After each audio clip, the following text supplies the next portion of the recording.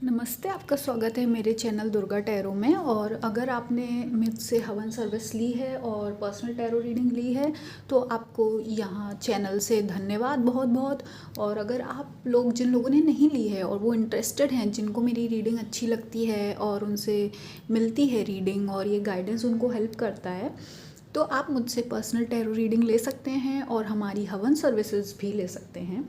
जैसा कि आप लोगों को पता है अभी क्या है, अभी हमारे हवन के वो चल रहे हैं ऑफ़र्स। और ये ऑफ़र्स क्यों चल रहे हैं? ये ऑफ़र्स हैं हमारे सावन महीने के, है ना। क्योंकि जैसे सावन महीना है तो इसमें हमने अलग अलग प्रकार के हवन बनाए हैं आपके लिए, जो कि शिव जी के नाम से हैं और भी जो दूसरे देवी देवता हैं उनके नाम से हैं।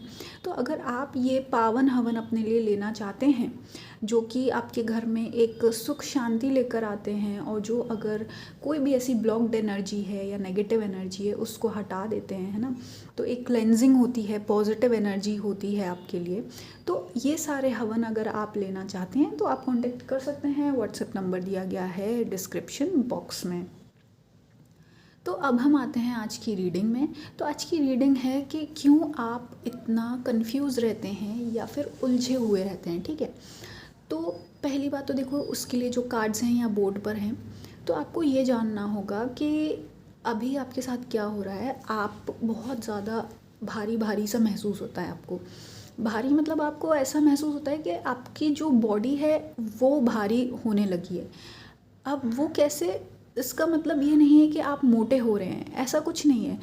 आपकी हेल्थ तो वैसी है, आप जैसे पहले थे कुछ टाइम पहले, कुछ सालों पहले, वैसे ही आपका शरीर है। लेकिन आपको ऐसा लगता है कि कुछ एनर्जी सी आपके अंदर भर गई है, या आप जब सो के उठते हैं तो आपको बहुत भारी सा महसूस होता है ना। और आपको सिर अपना खासकर बहुत भारी लगता है। इवन अगर आप सोते हैं तो आपके जो कान का एरिया होता है वो वहाँ पर आपको बहुत दर्द होता है ना। तो देखो ये किस वजह से हो रहा है। पहली बात तो आपको ये जानना है, ये आप जो इतना परेशान, उलझे हुए और कंफ्यूज रह रहे हैं, इसका कारण ये है आपके मन में काफ़ी सारे लोग चल रहे हैं। काफ़ी सारे लोग मतलब देखो, आपने जितना भी जीवन अभी तक जिया है उससे क्या हुआ है, आपके अंदर मेमोरीज़ बनी है ना। क्योंकि आपने अलग अलग लोगों को फेस किया है, उनके नज़रिए को फेस किया, उनकी बातें सुनी है ना। तो इससे क्या हुआ, आपके अंदर एक मेमोरी बन गई है। अब क्या हो रहा है, ये सारी मेमोरी अब आपके ऊपर हावी हो रही है। हावी मतलब कि ये है, आप कुछ फील करते हैं अंदर, कुछ सोचते रहते हैं, पर आपको खुद नहीं पता कि आप क्या सोच रहे हैं, पर आपको खुद नहीं पता आप क्या फील कर रहे हैं। अगर आपसे कोई पूछे भी कि आपको क्या हुआ है या कोई परेशानी है, तो आप व्यक्त नहीं कर पाएंगे, बोल नहीं पाएंगे कि आप किस बारे में सोच रहे हैं या आप कैसा फील कर रहे हैं, है ना। मतलब कि जो आप उसको पकड़ नहीं पा रहे हैं, शब्द नहीं दे पा रहे हैं अपनी भावनाओं को, है ना। तो ऐसी कुछ एनर्जी है आपकी, इस वजह से आप इतना कन्फ्यूजन में रहते हैं। क्योंकि आप अपने अंदर जो चल रहा है ना, जो कौतूहल उथल पुथल चल रही है, आप उसको बोल नहीं पा रहे हो, एक्सप्रेस नहीं कर पा रहे हो कि इन रियलिटी आपके साथ क्या हो रहा है, क्यों हो रहा है, आप क्या सोच रहे हो, है ना। उस वजह से क्या है आपके साथ ये इतना कन्फ्यूजन वगैरह है। और ये खासकर जो अभी अमावस्या और पूर्णमासी जो होती हैं, जो बिग चंद्र के दिन होते हैं बड़े बड़े, उसमें आपको बहुत ज़्यादा थकान महसूस होती है। तो देखो, पहली बात तो आप यही समझो, अगर आपको कुछ भी नहीं पता है ना, कोई सल्यूशन नहीं मिल रहा है, तो आप सिर्फ़ और सिर्फ कृष्ण की भक्ति करिए, है ना। देखो, सबसे ज़्यादा इम्पॉर्टेंट है भागवत। अगर आप लोग भागवत सुन सकते हैं तो भागवत सुनिए। यूट्यूब पे आजकल अवेलेबल है, तो आप भागवत सुनेंगे तो वो आपको बहुत हीलिंग रहेगा, है ना। और अगर उससे ज़्यादा अगर आप कृष्ण भक्ति कर सकते हैं, हरे राम हरे कृष्णा जाप कर सकते हैं, तो कोशिश करिए जितना ज़्यादा हरे राम हरे कृष्णा का जाप करें वो आपके लिए अत्यंत फ़ायदेमंद रहेगा, बहुत फ़ायदेमंद रहेगा। और जाप मतलब ऐसा नहीं कह रही हूँ मैं कि एक आपको पूजा स्थल पर बैठ के करना है। पूजा स्थल पर जो कर रहे हैं वो तो ठीक है, वो तो एक आपका एक पूरा रूटीन हो गया। लेकिन हरे राम हरे कृष्णा आपको जपना है, काम करते वक्त भी, खाना बनाते वक्त भी मन में जपते रहिए। कोई ज़रूरी नहीं, अगर आप बोल नहीं सकते हैं तो मन में जपते रहिए, क्योंकि आपको ये करने की अभी बहुत ज़रूरत है। और क्योंकि इस वक्त आप वाकई में बहुत ज़्यादा पास्ट में उलझे हुए हैं ना। और देखो इसका रीज़न भी ये हो सकता है कि आपकी जो भाई जो ब्यूटी है, ब्यूटी इन द सेंस मतलब जो आपका स्किन है, आपको स्किन पे कुछ जैसे पिंपल्स वगैरह ज़्यादा हो रहे होंगे, या आप अपनी फ़ोटो को कंपेयर कर रहे हैं जो आपकी पुरानी फ़ोटोज़ थी। अगर मुझे ऐसा लगता है आप लोग उसको देख रहे हैं तो आपको लग रहा होगा कि यार ये क्या हो गया है, मेरा मेरा चेहरा पहले बहुत खिला खिला सा लगता था, पर अब चेहरा भी आपका एकदम डल डल होने लगा है। तो ये सब कुछ सिर्फ़ और सिर्फ ओवर थिंकिंग की वजह से हो रहा है, और सिर्फ इसलिए हो रहा है क्योंकि आप अपनी भावनाओं को व्यक्त नहीं कर पा रहे हो, है ना। क्या होता है ना, कभी कभी जैसे कि आपकी लाइफ में ऐसी घटनाएं हुई हैं या हो जाती हैं जो कि आपने सोची नहीं हो, जो आपको पता होता है कि नहीं ऐसा तो होगा नहीं, पर वो हो गई।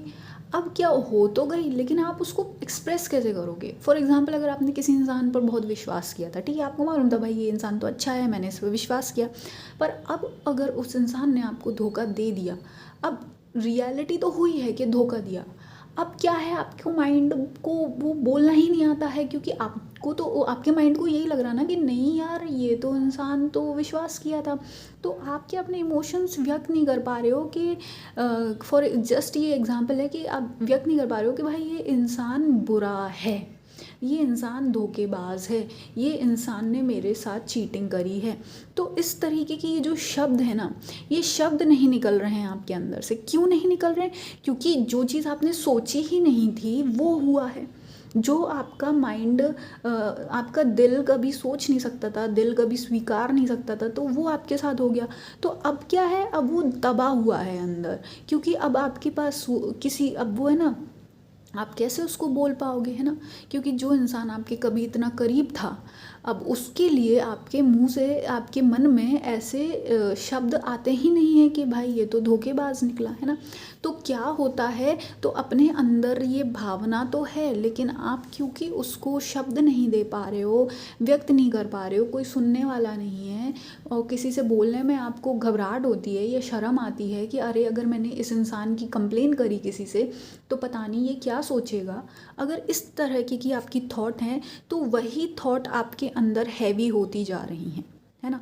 तो आप देखो, मेन बात ये है, कोई शायद नहीं है आपके पास सुनने को, कोई आपकी भावनाएं नहीं समझेगा।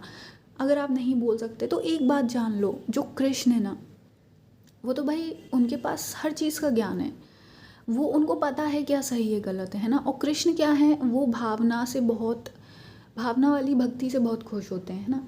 तो वो चाहते ये हैं कि आप उनको सब कुछ मान लें, और आपके दिल में जो भी है, भाई कृष्ण जी तो है ना, भगवान तो है सुनने के लिए, भगवान से कंप्लेन करो। और तुम इंसान से, इंसान की क्या कंप्लेन करोगे, जो खुद ही एक इंसान दूषित मन लेकर है, उस इंसान की आप किसी दूसरे दूषित मन वाले इंसान से क्या ही आप उसकी शिकायत करोगे, है ना।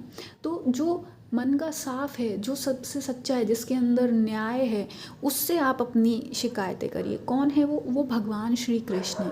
तो श्री कृष्ण से, या जो जिन भी भगवान को आप मानते हैं या जिस भी आप धर्म के हैं, आप अपने पूज्य की, अपने आराध्य से आप अपने दिल की बात रखें, उनसे शिकायतें करें, अपने दिल का दुख व्यक्त करें कि लोग कैसे कैसे हैं आपके साथ, या आपके साथ जो अच्छा हुआ वो भी, कोई ज़रूरी नहीं दुख। कभी कभी ऐसा होता है ना, हमारे अंदर खुशियाँ भी दबी पड़ी रहती हैं कि हम अपनी खुशियों को ही भूल जाते हैं, पर वो अंदर दबी पड़ी रहती है ना। तो अपनी खुशियाँ भी आप श्री कृष्ण को व्यक्त करें। और अगर आप यकीन करिए, अगर आपने कृष्ण भक्ति करी और इतना किया ना कि अपने दिल की बात उनको बोलना चालू किया, कृष्ण जी को ही अपना बेस्ट फ्रेंड मान लो, सहेली मान लो।